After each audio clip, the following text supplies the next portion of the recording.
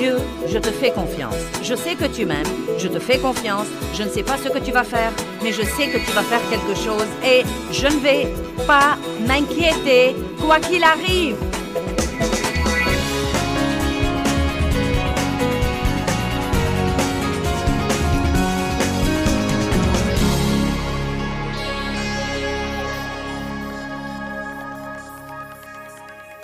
Père, nous te rendons grâce pour la parole aujourd'hui et je prie que les vies des gens changent.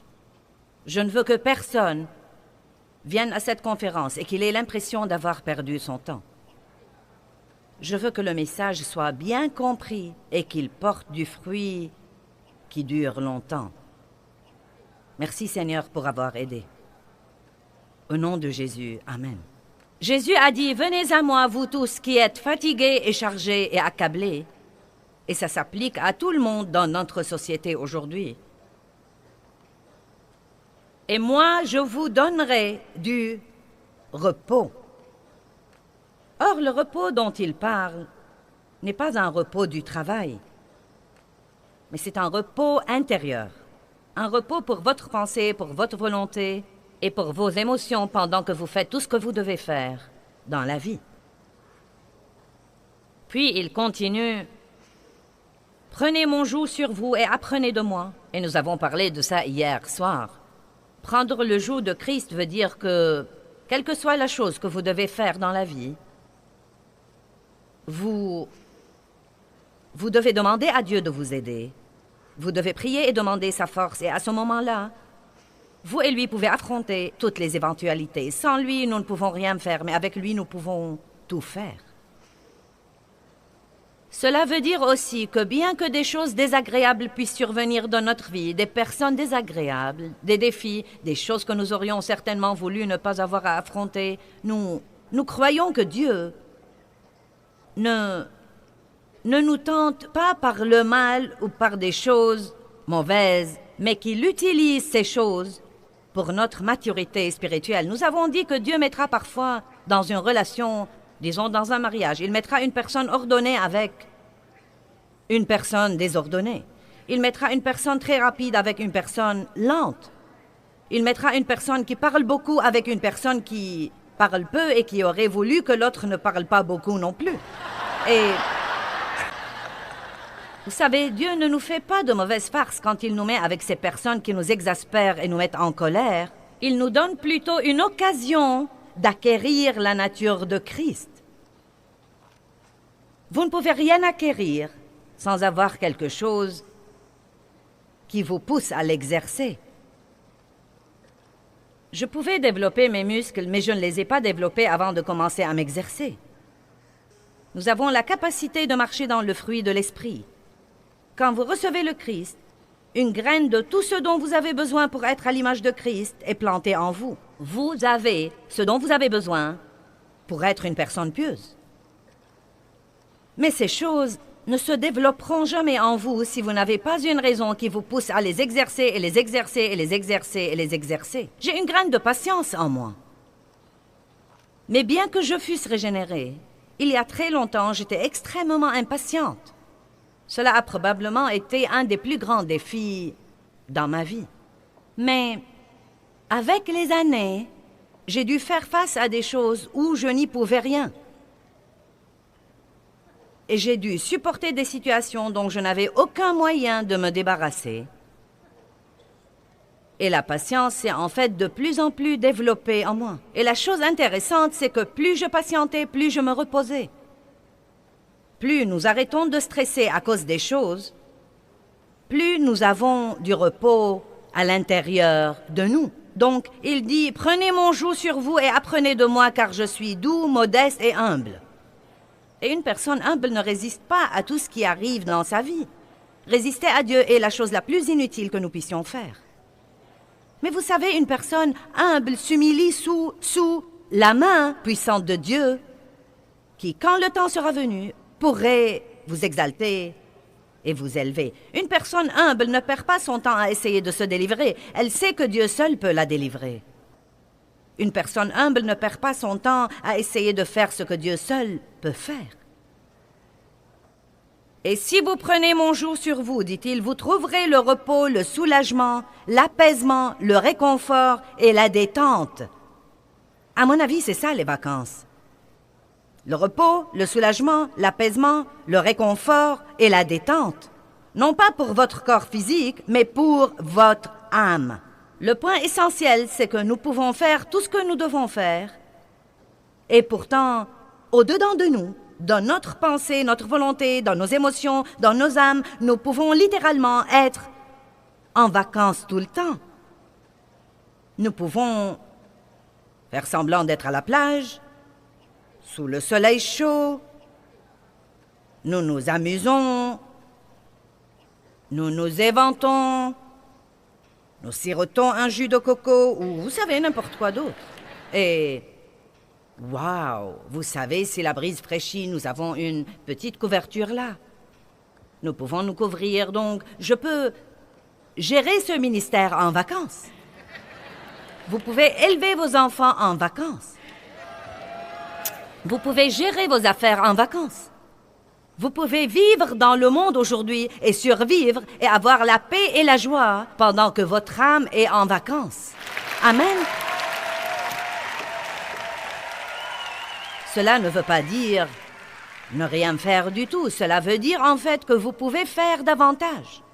C'est incroyable ce que nous pourrons faire si nous ne sommes pas stressés tout le temps, car ceci anéantit notre force et notre énergie. Aujourd'hui, mon message est intitulé « Rien n'est hors du contrôle de Dieu ». Mais je veux en réalité vous enseigner un petit mot de la Bible, de 4 lettres, que l'on trouve un peu partout dans la Bible. En fait, ce mot se répète 5675 fois suivant la traduction que vous utilisez. Et ce mot est un peu partout dans la Bible et il change complètement le contexte des versets. Et pourtant, je me risque à dire que la plupart d'entre nous n'y prêtent guère attention. Et ce petit mot dont nous allons parler aujourd'hui est « tout ». Maintenant, que veut dire tout? Eh bien, tout veut dire tout. Cela veut dire que rien n'est exclu. Il n'y a rien en dehors de tout. Tout nous prend à l'infini. C'est interminable. Quand je dis tout, où se termine tout? Le mot « tout » est sans fin. Il englobe tout dans la vie. Il n'exclut rien. Jusqu'où va le mot « tout » ? Eh bien, il y a tant d'endroits dans la Bible où le mot « tout » est mentionné. Et pourtant, je crois que parfois nous lisons le verset et nous ne prêtons pas attention au mot « tout ». Et vous savez quoi? Je suis occupée à encercler tous les « tout » de ma Bible. Et je leur prête attention, comme ce verset que je vous ai lu ce matin. Il pardonne toutes tes iniquités, il guérit toutes tes maladies et tes infirmités. Et j'aime ce que la Bible amplifiée dit du mot « tout », tout sans exception. Il n'y a rien d'exclu. Ce n'est pas que Dieu guérit une maladie, mais qu'il ne peut pas guérir une autre parce que c'est trop dur pour lui. Ce n'est pas qu'il pardonne certains de vos péchés, mais pas d'autres, ou qu'il ne peut pardonner que quelques péchés, mais pas les péchés qui sont vraiment mauvais. Tout, tout, tout, tout. Jésus est le Seigneur de tout. Il est notre Dieu tout-puissant, notre Sauveur à la grâce suffisante. Toutes les bénédictions viennent de lui. Il est tout ce dont nous avons besoin. J'espère que vous ne lasserez pas de m'entendre répéter le mot « tout » aujourd'hui, car vous l'entendrez, je ne sais pas, peut-être 1000 fois dans la prochaine heure. Vous savez, nous disons fréquemment ces choses. Jésus est le Seigneur de tous.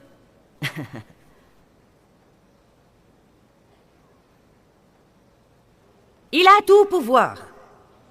Il pardonne tous mes péchés. Mais je me risque à dire que nous ne croyons vraiment pas ça. D'une manière ou d'une autre, nous ne comprenons pas que ça inclut tout. Le mot « tout » ne laisse rien hors du contrôle de Dieu. Par exemple, Jean 21, 17 dit « Seigneur, tu sais toutes choses. » Oh. Cela veut dire qu'il sait la mauvaise attitude que vous avez adoptée ce matin avant de venir ici. Cela veut dire qu'il sait comment vous avez agi hier soir en essayant de sortir du parking.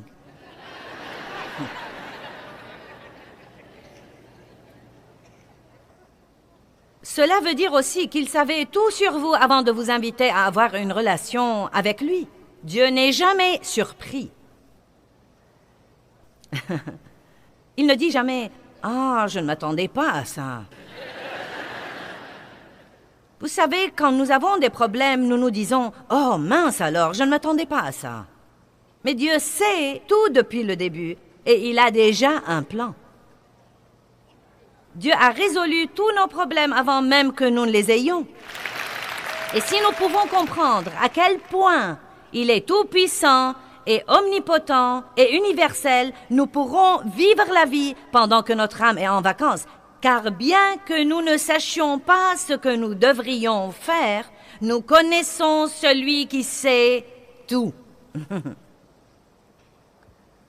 Dieu sait, quand vous avez un problème et que quelqu'un vous dise « Que vas-tu faire ?» vous pouvez dire tranquillement « Je ne sais pas, mais ça n'a pas d'importance parce que je connais celui qui sait. » Si vous saviez pour combien d'années de ma vie j'étais malheureuse en essayant de comprendre des choses que Dieu seul savait et n'allait pas me révéler. Pourquoi Dieu, pourquoi? Quand Dieu, quand? Pourquoi Dieu, pourquoi? Quand Dieu, quand?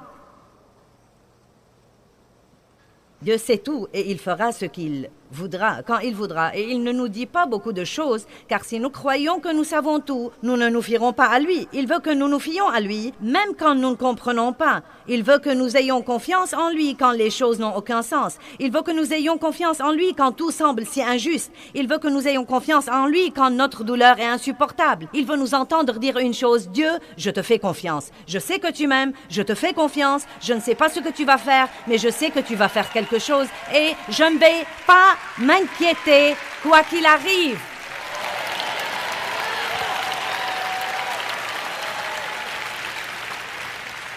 Je crois que je m'exposerai au soleil aujourd'hui et je parle ici du Fils de Dieu. Je vais rester dans la présence de Dieu et laisser le soleil de la justice se lever sur moi. Je veux exaspérer le diable et rester heureuse pendant qu'il fait de son mieux. Amen. Laissez-moi vous poser une question. Votre façon de vous y prendre avec vos problèmes les résout?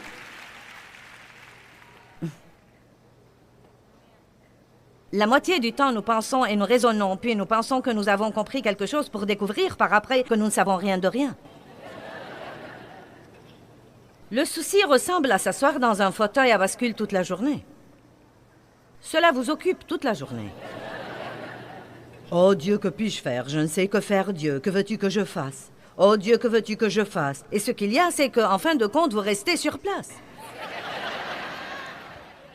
Vous vous êtes occupé, mais vous n'avez pas progressé.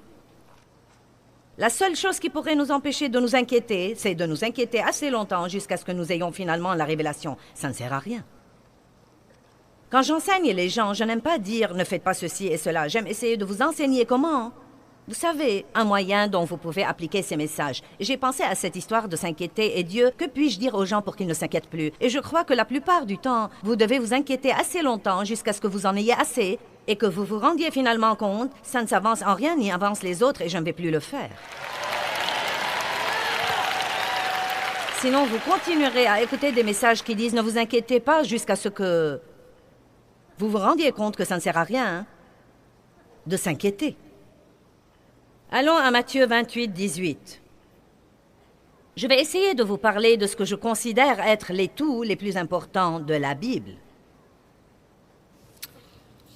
Et celui-ci se rapporte à la puissance de Dieu et à la puissance qui est à notre disposition comme croyants en Jésus-Christ. C'est vraiment étonnant ce que le diable veut que nous ayons une mentalité de faiblesse. Je ne peux pas faire ça, je ne peux pas le faire. C'est trop pour moi. Oh non, je ne suis pas prêt pour ça. Oh, je ne peux pas le faire. Oh non, je ne sais pas comment faire ça. Mais nous sommes équipés de la même puissance qui a ressuscité le Christ d'entre les morts. Le saviez-vous? Allez, je ne veux pas être sermonneuse aujourd'hui. Je veux que vous me compreniez. Nous sommes équipés. Vous avez... Non pas, peut-être que vous pourriez avoir, vous l'aurez peut-être un jour si vous faites un effort, mais si vous avez sincèrement reçu Jésus-Christ comme votre sauveur, si vous croyez vraiment qu'il vit en vous, la puissance qui a ressuscité le Christ d'entre les morts se trouve aussi en vous.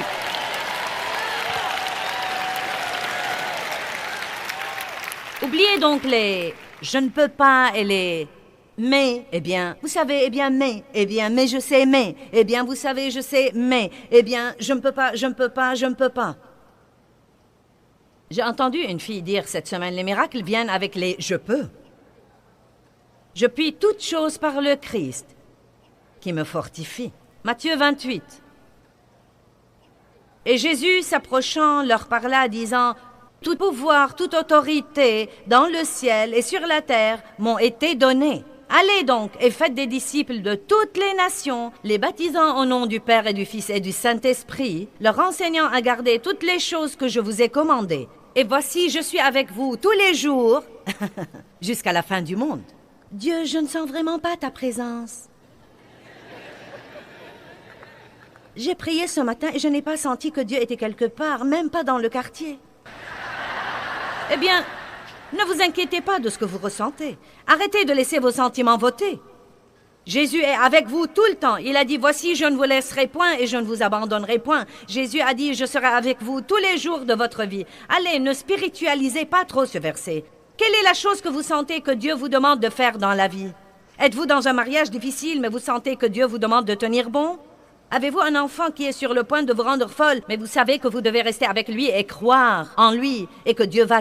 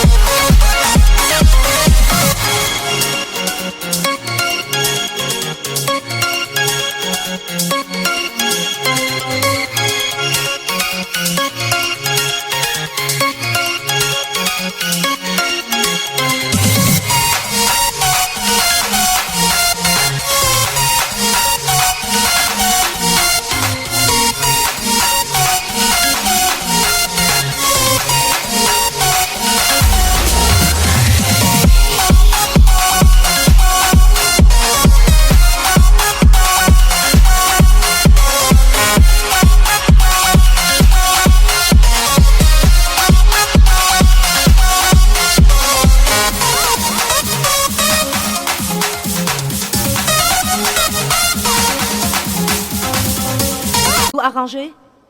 Avez-vous fait beaucoup d'erreurs dans le passé et des choses que vous n'auriez pas dû faire? Et maintenant, vous avez beaucoup de dettes et vous avez dans votre vie beaucoup de désordre à arranger et vous sentez souvent que c'est trop accablant pour y toucher. Et vous essayez depuis 5 ans déjà et vous sentez que vous n'avez fait aucun progrès. Vous savez quoi? Quelle que soit la chose que vous devez faire, que ce soit gérer un ministère mondial, ou rouler dans le trafic, ou élever vos enfants, ou faire face à une situation difficile, ou des beaux-parents avec qui vous devez vous entendre, ou ne pas avoir un bon logis.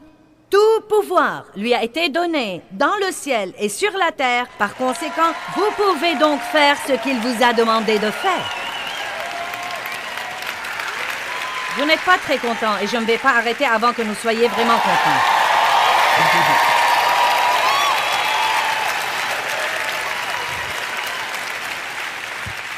Les gens me demandent tout le temps, qu'est-ce que ça te fait d'avoir à faire tous ces voyages et à t'éloigner tout ce temps de la maison? Je ne me pose jamais la question. Arrêtez de vous demander ce que vous ressentez, car sinon vous aurez toujours de mauvaises réponses. Ne vous demandez pas ce que vous pensez. Faites simplement ce que vous savez dans votre esprit que Dieu veut que vous fassiez. Si Dieu vous a...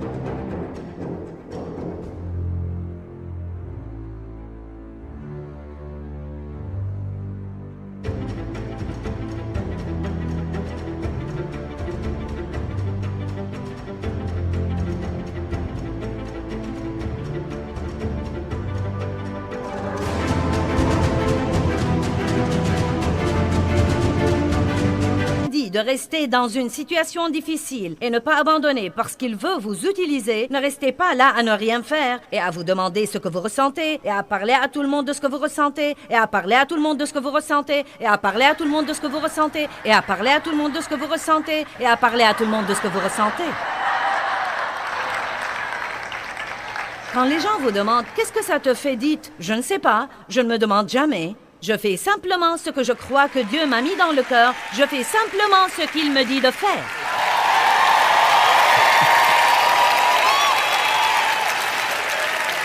Si votre âme est en vacances, elle n'a pas le droit de ressentir quoi que ce soit. Elle est trop exposée au soleil pour ressentir quoi que ce soit. Elle dit « Ne me dérangez pas, je suis en vacances. » Je ne sais pas ce que je ressens, mes sentiments sont en vacances. Ma pensée est au repos. Je ne résiste plus à Dieu, je ne me dispute plus avec lui. C'est le joug que je dois prendre. Tout pouvoir lui a été donné et il est en moi. Et je peux faire tout ce que je dois faire par Christ qui me fortifie. Que tout le monde dise tout. Bien, allez à Éphésiens 1, 19. Chaque fois que vous êtes tenté de dire « Eh bien, je ne crois pas que je peux faire ça », rappelez-vous tout le pouvoir dans le ciel et sur la terre, toute la puissance, la même puissance qui a ressuscité Christ d'entre les morts, et si elle demeure en moi, elle ressuscitera mon corps mortel qui a 65 ans. Allez, vous n'avez pas d'excuse pour ne rien faire. J'aurais voulu faire quelque chose pour Dieu, mais j'ai des enfants à élever. Ce qu'il y a, c'est que vous devez faire quelque chose. Vous devez faire quelque chose qui porte vraiment du bon fruit dans la vie de quelqu'un d'autre. Vous devez toujours aider les autres. Verset 19. Paul a prié pour l'Église, j'aime ça. Il dit, pour que vous sachiez et compreniez, nous avons beaucoup de dons, mais nous ne savons pas que nous les avons. Si vous ne savez pas que vous les avez, vous ne pouvez pas les utiliser. Pour que vous sachiez et compreniez quelle est la grandeur infinie, illimitée, exceptionnelle de sa puissance en nous et pour nous qui croyons. Maintenant, si vous ne croyez pas que cette puissance est à votre disposition, elle ne sera pas libérée en vous. Je vais répéter, si vous ne croyez pas que cette puissance est à votre disposition, elle ne sera pas libérée en vous. Tout ce que Dieu veut nous donner est libéré dans notre vie. Il a déjà été acheté et payé par le sang de Christ, mais il est libéré dans notre vie par la foi. Nous devons vraiment croire ce que dit la parole de Dieu. Et là encore, vous devez croire ce que dit Dieu plus que ce que disent vos sentiments, ce que dit votre pensée, ce que dit votre expérience et ce que disent vos amis. Verset 20. Qu'il a déployé en Christ, en le ressuscitant des morts et en le faisant asseoir à sa droite dans les lieux célestes, au-dessus de toute domination, de toute autorité, de toute puissance, de toute dignité et de tout nom qui se peut nommer, au-dessus de tout titre qui peut être conféré non seulement dans le siècle présent et le monde présent, mais encore dans le siècle et le monde à venir. Il a mis toutes choses sous ses pieds. Vous dites, eh bien, oui, mais c'est le Christ, c'est sous ses pieds. Eh bien, nous sommes son corps. Il est la tête et nous sommes son corps. Donc, si toutes choses sont sous ses pieds, elles sont sous nos pieds. Il a tout mis sous ses pieds et il l'a donné pour chef universel et suprême à l'Église, une direction exercée dans toute l'Église, qui est son corps, la plénitude de celui, maintenant comprenez, qui remplit tout en tous, car dans ce corps vit la plénitude de celui qui accomplit tout et qui remplit tout de lui-même. Je ne sais pas ce que vous en pensez, mais je sais dans mon fort intérieur que Dieu est ici aujourd'hui. Et il n'y a nulle part où j'irai aujourd'hui où il ne sera pas là déjà. Et il n'y a nulle part où j'ai été où il n'a pas déjà été. Et il n'y a rien que je puisse faire ou penser ou dire qu'il ne sait pas déjà. Il n'est jamais surpris. Il sait tout. Il peut tout faire. Il est avec moi tout le temps. Il a tout le pouvoir, toute la connaissance. Et nous voilà.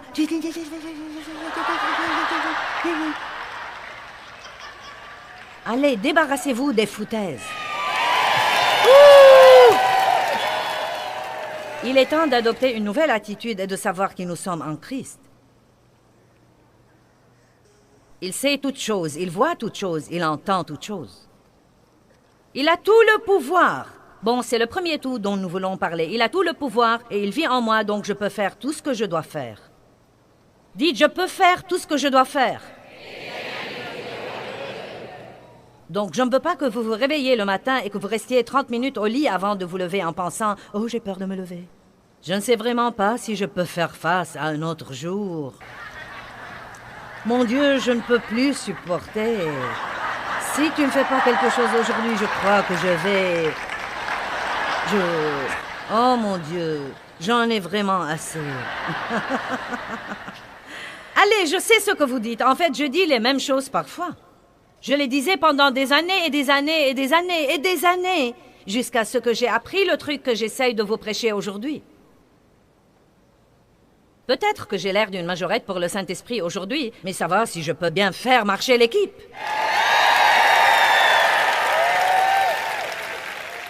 Maintenant, combien de nos péchés nous a-t-il pardonnés? J'aime ça. Ésaïe 38, 17 dit... Écoutez bien, tu as jeté tous mes péchés derrière ton dos. Maintenant, j'aime ça parce qu'il ne dit pas qu'il les a mis de côté au cas où il aimerait les vérifier.